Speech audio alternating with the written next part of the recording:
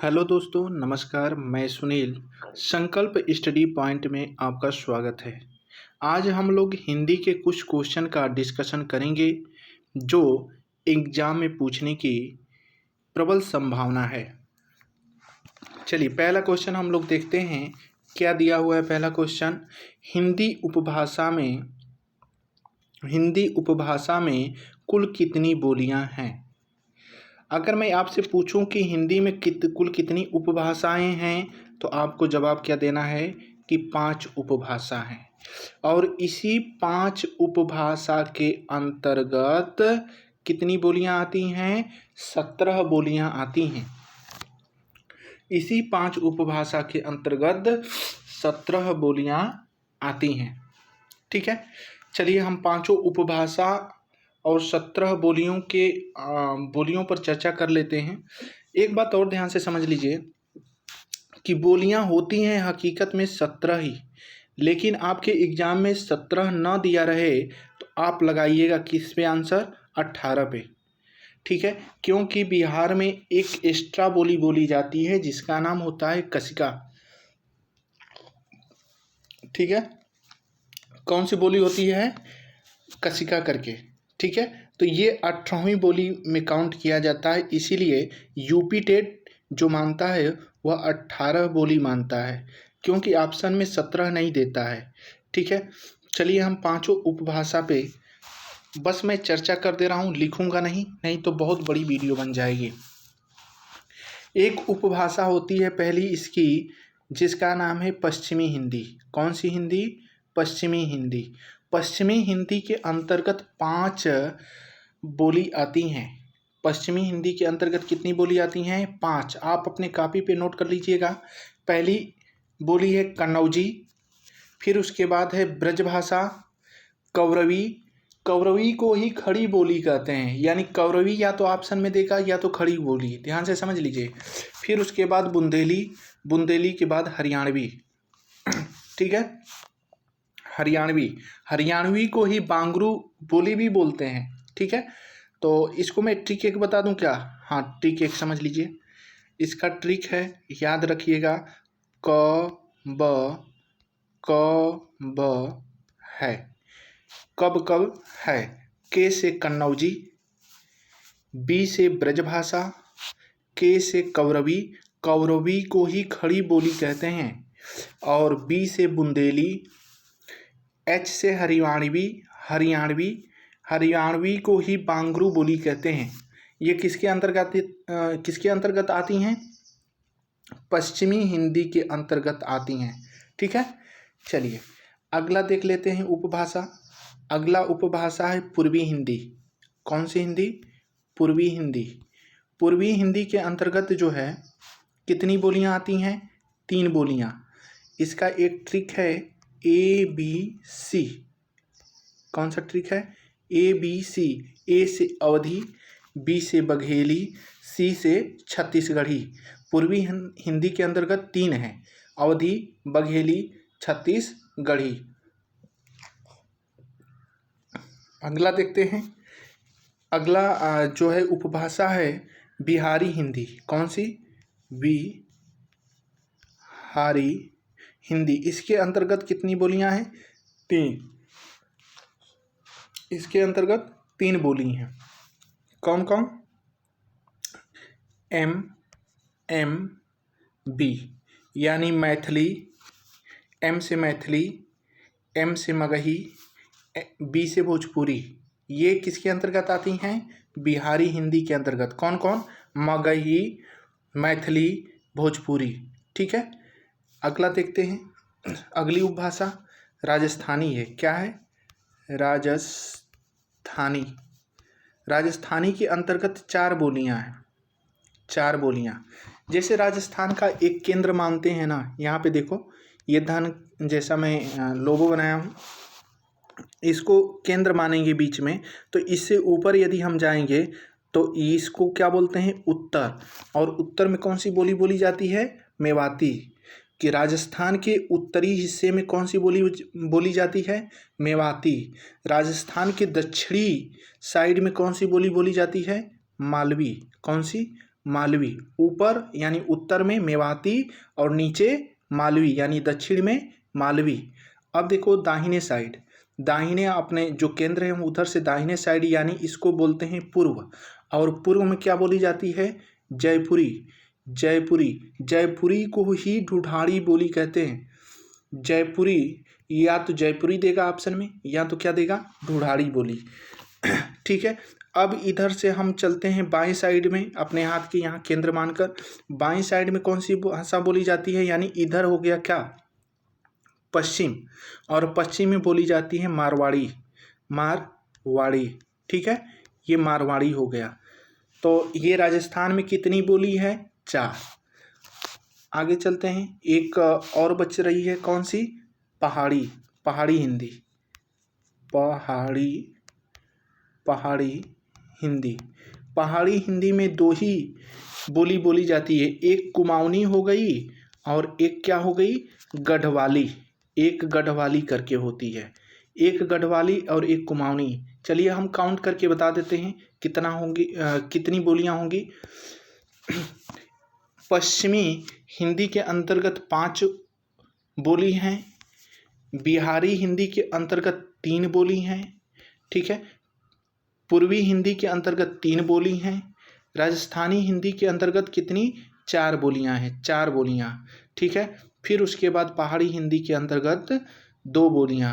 तो 5 3 8, 8 और 3 11, 11 4 15, 2 17, यही 17 बोलियां हैं। लेकिन यूपी टेट में ऑप्शन में 17 नहीं देता है, तो 18 सही होगा। और इसका भी जो हम क्वेश्चन दिए हैं ये भी 18 ही इसका सही है, क्योंकि ऑप्शन में 17 नहीं है, ठीक है। थोड़ा सा और इसमें हम चर्चा कर लेते हैं। ये 14 इसमें दिया हुआ है ऑप्शन। तो जब हमारा संविधान लागू हुआ था तो उसमें एक अनुसूची बनी थी, 8वीं अनुसूची। और जब हमारा संविधान लागू हुआ था तो 8वीं अनुसूची उस समय जब लागू हुई थी तो उस समय कितनी भाषाएं थी? 24। लेकिन वर्तमान में कितनी भाषाएं हैं संविधान की 8वीं अनुसूची में? 22, ठीक है। और 5 मैं बता ही दिया हूँ, 5 क्या है? 5 उपभाषा है। चलिए नेक्स्ट क्वेश्चन पे चलते हैं। नेक्स्ट क्वेश्चन क्या दिया हुआ है? हिंदी को राजभाषा का दर्जा किस अनुच्छेद में दिया गया है? यानी कि हिंदी को राजभाषा का दर्जा अनुच्छेद 343 में दिया गया है। किस में दिया गया है? 343 में। अनुच्छेद 344 क्या कहता है कि हमारे देश में यानी कि भारत में हिंदी भाषा के प्रचार प्रसार के लिए राजभाषा आयोग का गठन होगा। मतलब राजभाषा आयोग गठन होगा यानी कर सकती है, ये अनुच्छेद नंबर 344 में कहा गया है। यहीं पे और ध्यान से समझ लीजिए कि प्रथम राजभाषा आयोग का गठन 1955 में हुआ था। कब हुआ था? 1955 में। ये पूछता है क्वेश्चन। और इसके अध्यक्ष कौन थे? बीजी खेर। कौन थे? बीजी खेर थे, ठीक है। और यहाँ पे देख लीजिए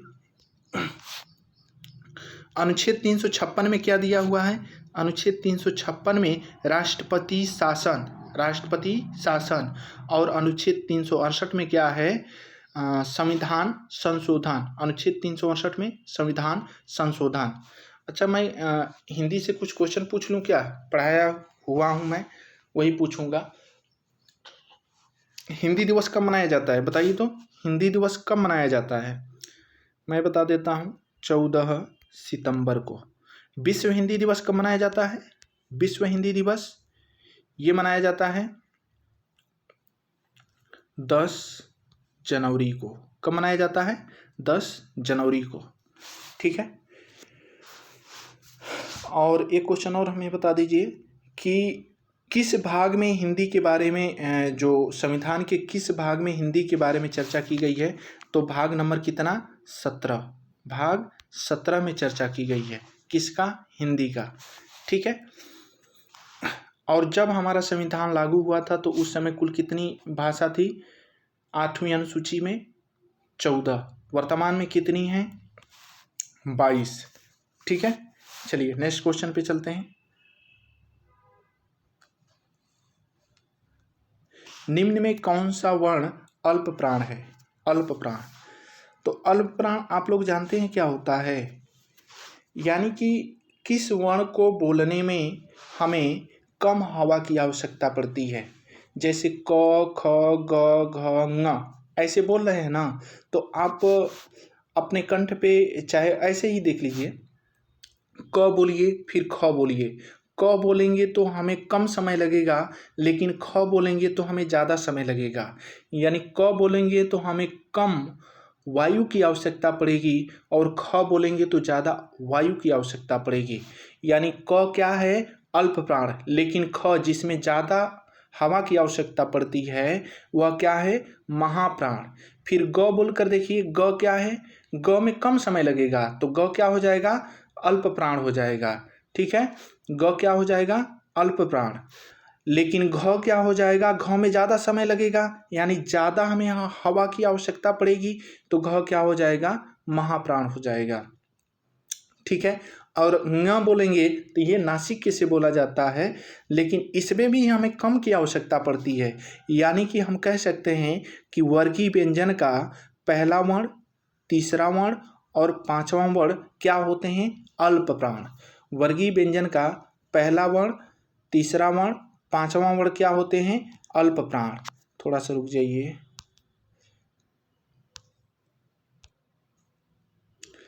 वर्गीय व्यंजन का पहला वर्ण, तीसरा वर्ण, पांचवा वर्ण क्या है? अल्प प्राण। ठीक है, लेकिन वर्गीय व्यंजन का दूसरा और चौथा वर्ण क्या होते हैं? महाप्राण। दूसरा और चौथा वर्ण महाप्राण। अब ध्यान से समझ लीजिए, मैं पहले अल्प प्राण को समझा देता हूं। वर्गीय व्यंजन का पहला, तीसरा, पांचवा अल्प प्राण। इसके अलावा अंतस्थ व्यंजन यानी य, र, ल, व ये हो गए, तो चार ये हो गए। और इसके अलावा सभी स्वर, क्या? सभी स्वर ये क्या होते हैं? अल्प प्राण। अच्छा एक बात बताओ, वर्गीय व्यंजन में 1, 3, 5 में ये 5, 3, 15, 15 ये हो गए, 4 ये हो गए, 11 ये हो गए। यानी कि अल्प प्राण की संख्या कुल कितनी है? अगर पूछ देगा एग्जाम में तो 15, 4, 19 और 11, 30। कितने अल्प प्राण हैं? 30। ठीक है, अब महाप्राण हम लोग देख लेते हैं। महाप्राण क्या होता है? वर्गीय व्यंजन का दूसरा और चौथा वर्ण। वर्गीय व्यंजन का दूसरा यानी ख और घ, च नहीं रहेगा, च, छ, ज भी नहीं रहेगा, झ रहेगा। ठीक है, तो ऐसे जो होता है वर्गीय व्यंजन का दूसरा और चौथा क्या होता है? महाप्राण। इसके अलावा जो होता है उसमें व्यंजन भी होता है। उसमें व्यंजन 4 हैं। कौन कौन से? बड़ा स, इसको तालु स बोलते हैं। एक होता है मूर्धा स, इसको बोलते हैं। एक होता है ये वाला स, इसको दंत स बोलते हैं। और ह, ठीक है, ये क्या होता है? महाप्राण में आता है। इसके अलावा संयुक्त व्यंजन आप लोग पढ़े होंगे। संयुक्त व्यंजन जो क्या होता है? छ, फिर होता है त्र, फिर एक होता है स्र, और एक क्या होता है? ज्ञ। ये 4, 8 और वर्गीय व्यंजन का दूसरा और चौथा यानी 10, यानी कि 18 क्या हो गए? 18 क्या हो गए? महाप्राण। ठीक है, चलिए आगे चलें कि इसका जानते हैं क्या होगा आंसर? इसका स होगा। स क्या है? महाप्राण। ये वर्गीय व्यंजन का तीसरा वर्ण है, ये अंतस्थ व्यंजन का दोनों है, तो ये अल्प प्राण में होंगे। लेकिन पूछा है कि अल्प प्राण नहीं है तो कौन सा क्या होगा? स होगा। चलिए नेक्स्ट क्वेश्चन चलते हैं, समय ज़्यादा हो जाएगा। निम्न में कौन सा शब्द रूढ़ शब्द है? अच्छा आप लोगों ने पढ़ा होगा रचना के आधार पर शब्द 3 प्रकार के होते हैं। एक रूढ़ शब्द होता है, एक योग रूढ़ शब्द होता है और एक यौगिक शब्द होता है। रचना के आधार पर शब्द कितने प्रकार के होते हैं? 3, रूढ़, योग रूढ़ और यौगिक। तीनों पे हम चर्चा कर दे रहे हैं, तीनों पे ध्यान से समझ लीजिए। रूढ़ शब्द क्या होता है? ये रूढ़ शब्द है। ये क्या होता है? वे शब्द, गला सूख रहा है यार, वे शब्द जो हाँ रुक जाइए, वे शब्द जिनको खंड करने पर उसका कोई अर्थ न निकले वह क्या है, रूढ़ शब्द। जैसे मैं लिख दूं राम, क्या लिख रहा हूं, राम। राम को हम अलग अलग मैं तोड़ रहा हूं, राधन क्या करके, म, ठीक है। तो ये रा का कुछ अर्थ नहीं निकला और म का कुछ अर्थ नहीं निकला, तो ये क्या है, रूढ़ शब्द हैं। जैसे मैं लिख दूं पेन, पेन लिखा, पेन लिखने से हमें एक शब्द का अर्थ पता है कि लिखने की ये कलम है, लिखने की ये क्या है, एक कलम है। लेकिन इसको हम यदि अलग अलग तोड़ दें तो प एक मात्रा और न ऐसे तोड़ेंगे तो पे का भी हमें मतलब नहीं समझ में आएगा और न का भी मतलब नहीं समझ में आएगा, तो ये क्या हो गया, रूढ़ शब्द। यानी तोड़ने पर उसका कोई अर्थ ना निकले लेकिन जुटा रहे तो कुछ ना कुछ उसका मतलब मीनिंग हो, ठीक है। तो एक बात देख लीजिए इसमें, ये कलम हो गया, लंबोदर हो गया, दशानंद हो गया, विद्यालय हो गया। अच्छा, पहले मैं तीनों पे चर्चा कर दे रहा हूँ तो फिर मैं ऑप्शन बता रहा हूँ क्या सही होगा। एक होता है योग रूढ़ शब्द, योग रूढ़ शब्द, समझिएगा। योग रूढ़ शब्द क्या होता है कि वे शब्द जो दो रूढ़ शब्द से मिलकर बने होते हैं और दोनों रूढ़ शब्द को मिलने पर कोई तीसरा अर्थ देते हैं, ठीक है। जैसे एक लंबोदर है ना, तो इसको हम क्या कर सकते हैं, लंबा, लंबा धन उदर, उदर का मतलब पेट होता है, लंबा का मतलब बड़ा कह सकते हैं। यानी कि उदर का मतलब पेट और लंबा का मतलब बड़ा, बड़ा जिसका पेट है। अब लंबोदर, अब इन दोनों को जोड़ने पर क्या बना, लंबोदर बना। लेकिन लंबोदर से हमें क्या प्रतीक हो रहे हैं, गणेश भगवान। जब ये इस तरह का सेंस निकले, कोई अर्थ निकले, तो लंबोदर को हम किसको कहते हैं, गणेश भगवान को। तो ये किस में आएगा, योग रूढ़ शब्द में। एक तरह से हम कह सकते हैं कि बहुब्रीहि समास के जितने भी शब्द होते हैं वह किस में आते हैं, योग रूढ़ शब्द में आते हैं। किस में आते हैं, योग रूढ़ शब्द में आते हैं। जैसे पंकज हो गया, वारिद हो गया, ठीक है, दशानन हो गया, ये सब किस में आएंगे, ये सब आएंगे योग रूढ़ में। अब यौगिक शब्द समझ लीजिए क्या होता है। यौगिक शब्द, यौगिक शब्द भी दो रूढ़ शब्द से ही मिलकर बना है, लेकिन अगर उसको तोड़ देंगे तभी इसी शब्द का मीनिंग निकलेगा और जोड़ देंगे तभी इसी शब्द का मीनिंग निकलेगा। जैसे विद्या, विद्या धन क्या है, आलय, विद्या धन आलय। तो विद्या का मतलब समझते हैं शिक्षा होता है, आलय का मतलब क्या होता है, घर होता है। तो यानी कि वह विद्या, वह घर जहाँ शिक्षा दी जाती है, और इनको जोड़ने पर भी वही है, वह घर जहाँ शिक्षा दी जाती है। तो इसका जो शब्द जोड़ने पर बन रहा है उसी के बारे में शब्द भी अर्थ समझाए तो वह क्या होगा, यौगिक शब्द होगा। तो आप लोग समझ गए होंगे विद्यालय क्या है, विद्यालय क्या है, विद्यालय यौगिक शब्द है।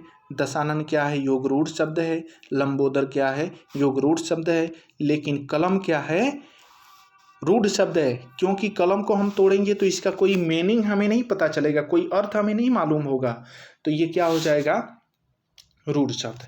चलिए नेक्स्ट क्वेश्चन पे चलते हैं, बड़ा समय लग जाएगा लग रहा है कि। चलिए ये क्वेश्चन है, क्या कहता है, किसी कारक का चिन्ह, सॉरी यहाँ पे किस रहना चाहिए, गलती हो गया लग रहा है, यहाँ पे जो है किस रहना चाहिए।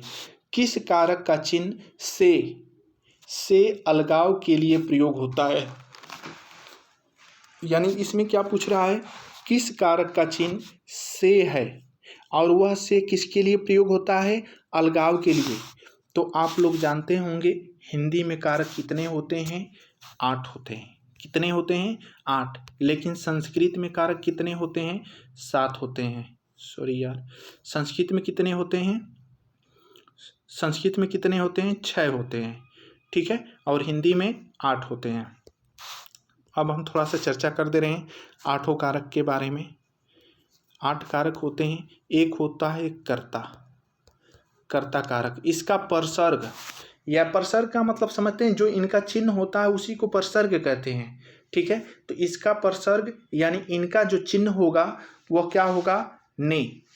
कर्ता का ने होगा, कर्म का को होगा, करण का से या के द्वारा प्रयोग के लिए होता है। वैसे से करण में भी प्रयोग होता है और से अपादान में भी प्रयोग होता है, लेकिन अपादान में जो प्रयोग होता है वह अलगाव के लिए होता है और करण में जो प्रयोग होता है के द्वारा के लिए प्रयोग होता है। कर्ता का क्लास लेंगे तो इसको मैं डिटेल से समझाऊंगा, वैसे ऊपर ऊपर अभी चल रहे हैं हम लोग।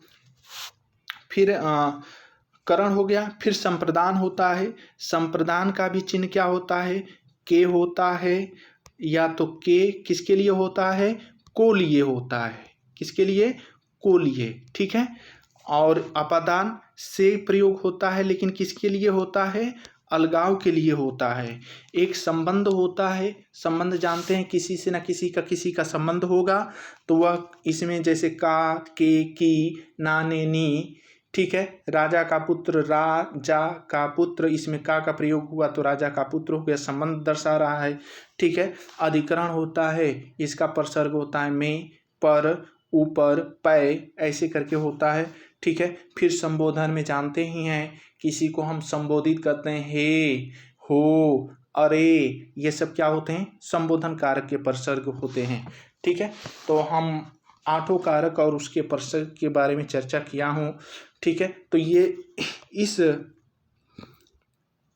इस प्रश्न का जो हमारा जवाब होगा, से अलगाव के लिए प्रयोग होता है, वो अपादान कारक का होता है।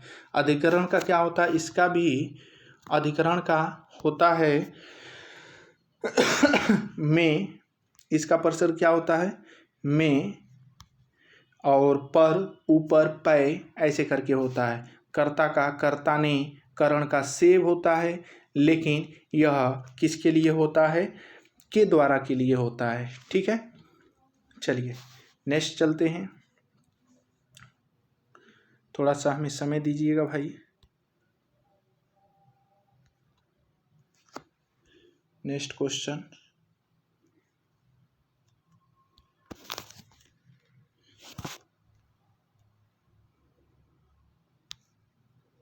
हाँ, राधा गीत गाती है। राधा गीत गाती है वाक्य में कौन सी क्रिया है? अच्छा, एक बात बताओ, क्रिया में पहली क्लास में पढ़ाया था, ये आज हमारी तीसरी क्लास है। पहली क्लास में मैंने क्रिया पढ़ाया था कि क्रिया क्या होती है। क्रिया मुख्य रूप से 2 ही प्रकार की होती हैं, एक अकर्मक क्रिया और एक सकर्मक क्रिया। ठीक है, जिसमें हमें कर्म की आवश्यकता पड़ती है उसे सकर्मक क्रिया कहते हैं, और जिसमें कर्म की आवश्यकता नहीं पड़ती है उसे हम क्या कहते हैं? अकर्मक क्रिया कहते हैं। तो एक बात बताओ, अगर हम किसी वाक्य में हमें क्रिया जानना है कि इसमें कर्म जानना है कि इसमें कर्म है या नहीं है, तो हम एक चीज़ करते हैं कि क्रिया से क्या प्रश्न करके प्रश्न पूछते हैं। जैसे राधा क्या गाती है, तो आप जवाब देंगे कि राधा गीत गाती है। क्या गाती है, तो क्या अब लगाकर पूछिए, किसे? क्रिया से प्रश्न पूछिए कि राधा क्या गाती है, तो आपका उत्तर आएगा क्या? कि राधा गीत गाती है। अगर क्या का उत्तर प्राप्त हो रहा है तो वह कौन सी क्रिया होगी? सकर्मक क्रिया। अगर क्या का उत्तर प्राप्त नहीं होता तो वो कौन सी क्रिया होती? अकर्मक क्रिया। तो इसका हमारा सही जवाब क्या हो जाएगा? सकर्मक क्रिया, जिसमें हमें कर्म की आवश्यकता पड़ती है, लेकिन अकर्मक क्रिया में हमें कर्म की आवश्यकता नहीं पड़ती है। 2 ऑप्शन और हम लोग देख लेते हैं। एक पूर्वकालिक क्रिया होती है। पूर्वकालिक क्रिया क्या होती है कि जिस वाक्य में 2 क्रियाएं होती हैं, जैसे एक क्रिया खत्म होने के बाद दूसरी क्रिया स्टार्ट हो जाती है यानी चालू हो जाती है, तो वह क्या होगा? पूर्वकालिक क्रिया होगा। जैसे लड़का, मैं लिख देता हूँ, लड़का खाकर सो गया। खाकर क्या किया? सो गया। अब देखिए लड़का, एक क्रिया हुई क्या? खाना, और एक क्रिया हुई सोना। पहले एक काम समाप्त हुआ, उसके बाद दूसरा काम स्टार्ट हुआ। यानी कि मैं टीवी देखकर पढ़ूंगा। हम एक टीवी देखना है और दूसरा पढ़ना है। तो एक क्रिया समाप्त होने के बाद दूसरी क्रिया स्टार्ट हो तो उसको हम क्या कहते हैं? क्या कहते हैं? पूर्वकालिक क्रिया। एक और क्रिया इसमें है द्विकर्मक क्रिया। द्विकर्मक क्रिया क्या होती है? मान लो कि किसी भी वाक्य में जिसमें दो कर्म होते हैं उसी को क्या कहते हैं? द्विकर्मक क्रिया कहते हैं। जैसे एक एग्जाम्पल मैं लिखता हूँ, ध्यान से समझ लीजिए, द्विकर्मक बाद में दिक्कत नहीं होगी। राम ने मोहन को कलम दिया। क्या दिया? कलम दिया। एक बात बताइए, हमें कर्म जानने के लिए हमें क्या करना पड़ेगा? क्रिया से दो चीज पूछना है। एक तो क्या प्रश्न लगाएंगे और एक किसको। राम ने किसको कलम दिया? ये ट्रिक है भाई कर्म पहचानने का, नोट कर लीजिएगा। क्रिया से हम क्या पूछेंगे? क्या और किसको प्रश्न लगाकर पूछेंगे। राम ने किसको कलम दिया? तो आपका जवाब आएगा कि मोहन को दिया। तो फिर मैं पूछूंगा राम ने क्या दिया? तो आपका जवाब आएगा कलम दिया। तो ये दोनों क्या हैं? कर्म है। यानी कि जिस भी वाक्य में दो कर्म दिखें उसको हम क्या कहेंगे? द्विकर्मक क्रिया कहेंगे। ठीक है, चलिए आगे और चलते हैं, आगे देखते हैं अगला क्वेश्चन। सॉरी यार,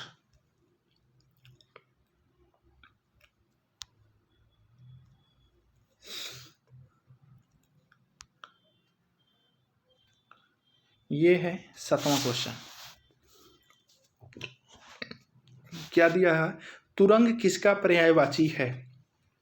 चलिए हम एक एक पर्यायवाची डेली डालते हैं ताकि आपकी पर्यायवाची मजबूत हो जाए, क्योंकि हर एक एग्जाम में पर्यायवाची से क्वेश्चन जरूर पूछता है। ठीक है, तो एक एक पर्यायवाची डेली हम लोग देखेंगे। तुरंग पूछ रहा है ना, तुरंग किसकी पर्यायवाची है? तो आप जानते हैं तुरंग किसकी पर्यायवाची है? तुरंग घोड़ा की पर्यायवाची है। किसकी पर्यायवाची है? घोड़ा की। घोड़ा की और पर्यायवाची मैं बता देता हूं। एक होता है अश्व, एक होता है घोटक, एक होता है हाय, फिर उसके बाद तुरंग, और बाजी भी होता है, वाजी। ये घोड़े के पर्यायवाची हैं जो एग्जाम में बार बार पूछते हैं। अश्व, घोटक, हाय, तुरंग, बाजी। ठीक है, ये किसके पर्यायवाची हैं? घोड़े के। थोड़ा सा और देखते हैं। अगर मैं पूछूं कि सेना का पर्यायवाची क्या होता है तो क्या बताएंगे आप? सेना का पर्यायवाची अनिक, नाम सुने हैं? अनिक में सेना होता है, इसको याद रखिएगा। ये कई बार एग्जाम में पूछ चुका है कि अनिक किसका पर्यायवाची है। तो अनिक जो होता है वह सेना का पर्यायवाची है। कटक किसका पर्यायवाची है? कटक भी सेना का पर्यायवाची है। अनी में बड़ी, हाँ ये अनी भी किसका पर्यायवाची है?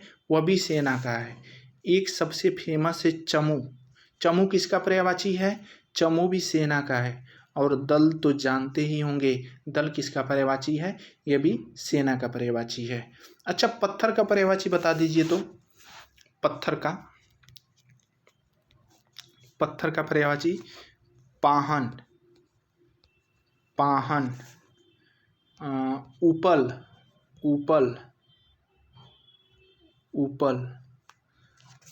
पाषाण,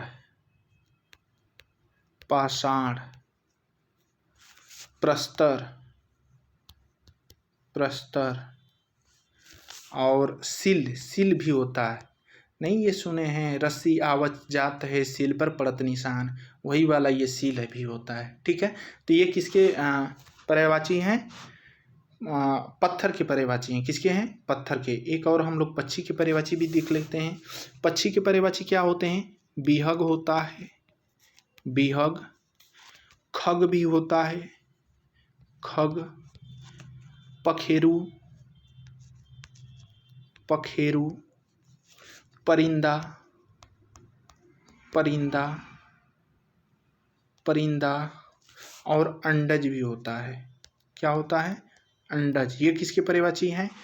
पक्षी के। क्या क्या होते हैं? बिहग, खग, पखेरु, परिंदा, अंडज। ये किसके पर्यायवाची हैं? पक्षी के। चलिए नेक्स्ट क्वेश्चन देखते हैं।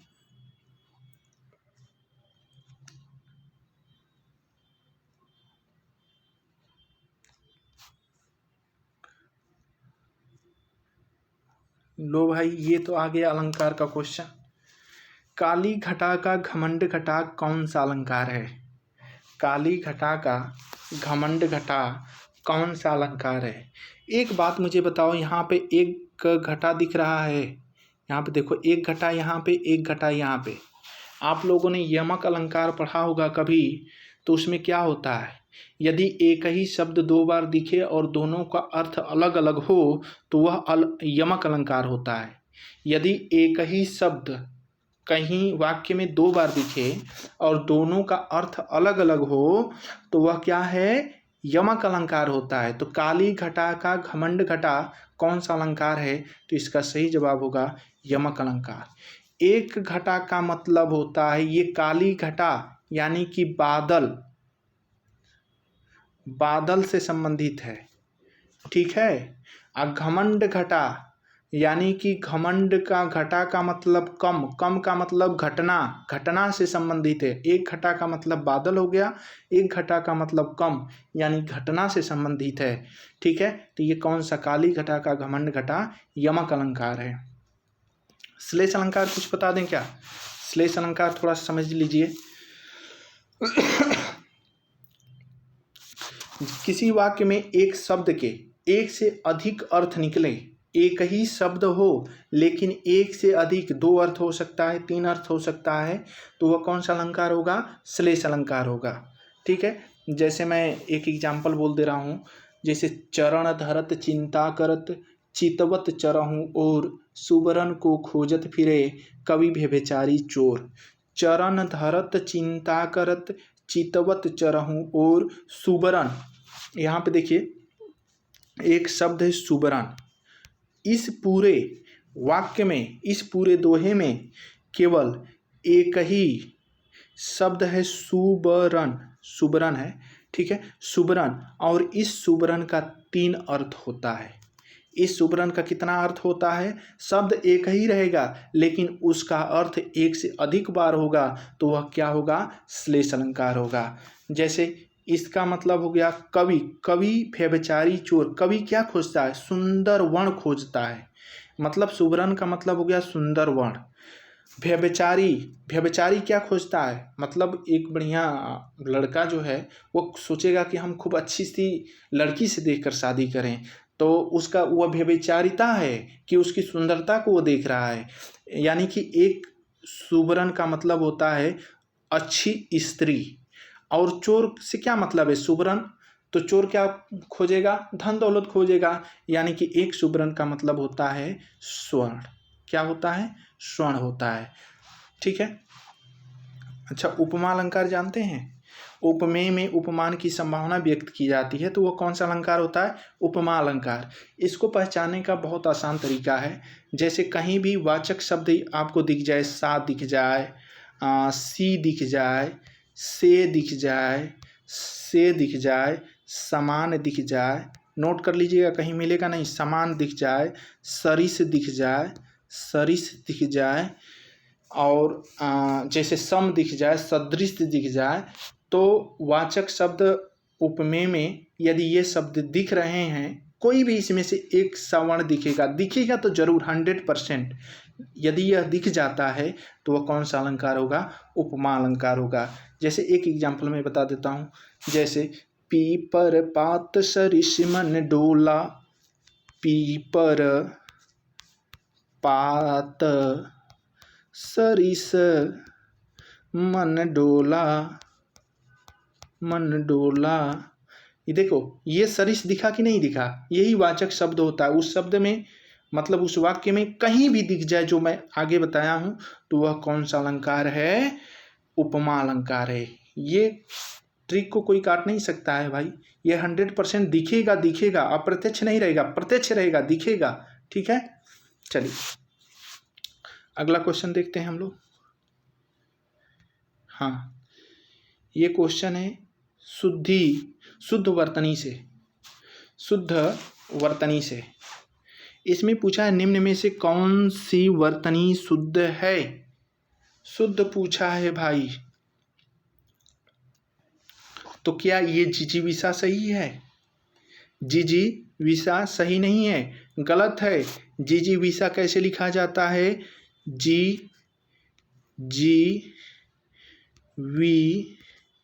सा, ये वाला सही है। जी मतलब जिजीविषा, ये जब बड़ी छोटी की मात्रा, फिर जब बड़ी की मात्रा, वह छोटी की मात्रा, मूर्धन्य स और आ की मात्रा, जिजीविषा। ठीक है, और इसमें देख लेते हैं क्या वाल्मीकि सही है? वाल्मीकि बताइए तो, वाल्मीकि सही है? नहीं, वाल्मीकि क्या है? गलत है। वाल्मीकि कैसे लिखेंगे? वाल्मीकि, इस ये छोटी की मात्रा रहेगी क पे, वाल्मीकि हो गया। ठीक है, यानी सही लिखा हुआ है, बताइए तो, यानी सही है कि गलत है? हाँ भाई, यानी सही है। अगर इसी को आपको कंफ्यूज करना रहता तो आपको दे देता क्या, ये देता यानी पे न पे बड़ी की मात्रा। ये गलत होता है भाई, ये क्या होता है? ये गलत होता है। ये वाला छोटी की मात्रा जो होती है वो सही होती है, यानी।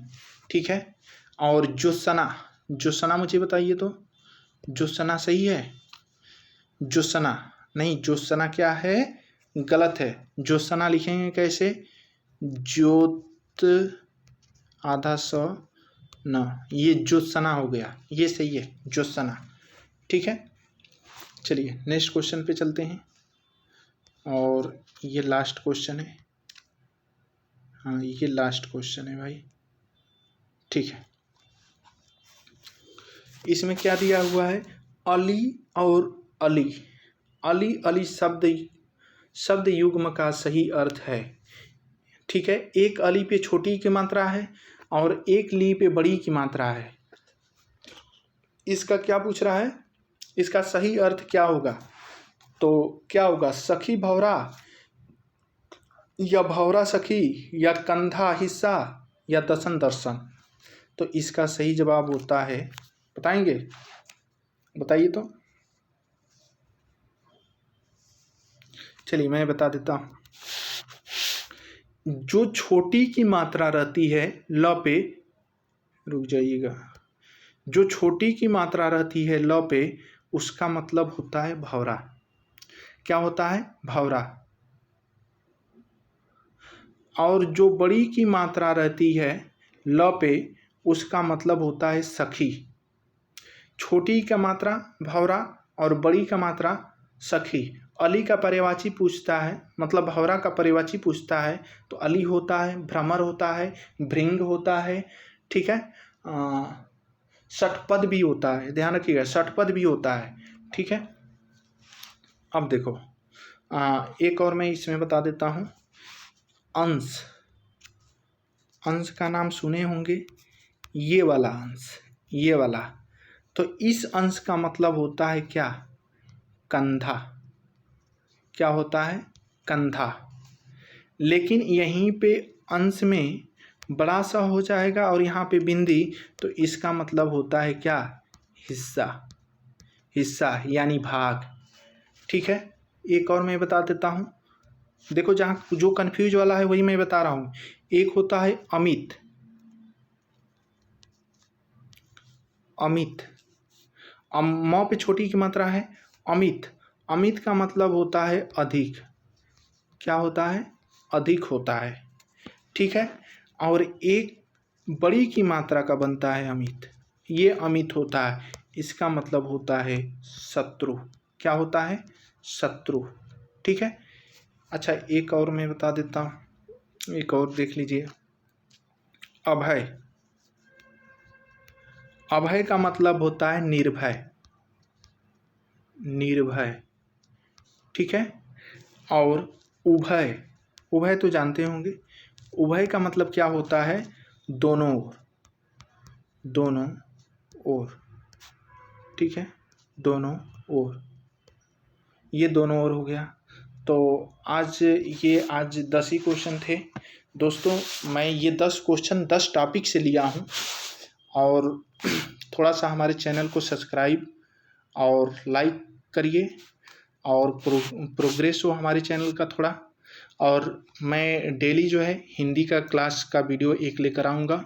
इसके अलावा आप यूपी टेट और सुपर टेट से संबंधित हर एक सब्जेक्ट के मतलब एकदम जीरो लेवल से पढ़ाया जाएगा, और हर एक सब्जेक्ट पढ़ाया जाएगा। थोड़ा सा डिले हो रहा है, लेकिन जो भी काम होगा बहुत अच्छा होगा। मैं अपने वाणी को यहीं पे विराम देता हूँ। धन्यवाद।